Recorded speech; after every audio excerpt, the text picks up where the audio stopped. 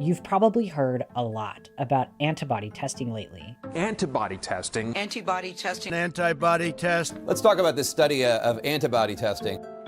Antibody tests are meant to recognize a past infection, and people are lining up to get tested to see if they've had the coronavirus. Many tests have hit the market, but there are still questions about how accurate they all are. Even with a very good test, it's possible to test positive for antibodies even when you don't actually have them. Those tests perform better when there's a high prevalence or high incidence of disease. In other words, we can interpret positive test results more reliably when a significant portion of the population has been infected. When only a small portion of the population has had the virus, it's harder to have confidence in your individual results. Say you have a test so good it's 100% sensitive. That means that every time you show it a sample containing antibodies, it recognizes them. And say that same test has a 95% specificity. That means it accurately identifies a sample without antibodies as negative 95% of the time. But 5% of the time, the test wrongly thinks the antibodies are there. That's what's known as a false positive. Now, let's say 4% of a city's population has actually had COVID and recovered. That's a reasonable estimate for many parts of the country, outside of hotspots. Out of 1,000 people, 40 have recovered from COVID. They test positive and have the antibodies.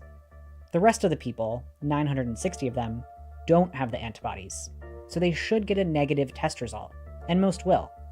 But remember, 5% of them get a false positive, meaning they get a positive test result, even though they don't have the antibodies.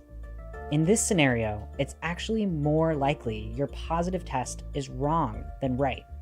In other words, you're still more likely not to have the antibodies.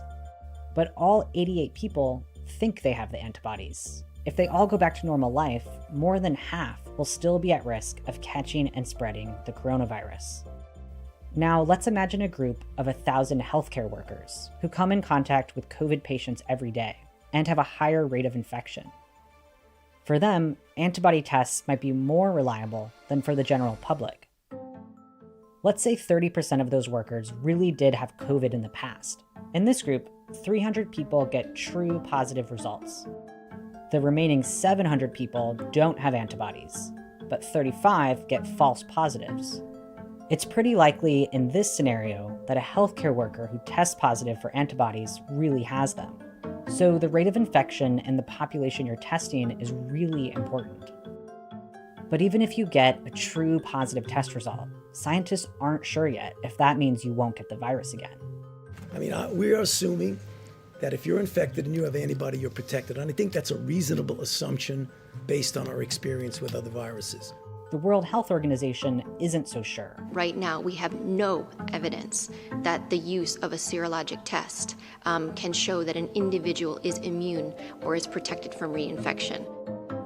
So even if you get a positive antibody test, it doesn't mean you should stop social distancing.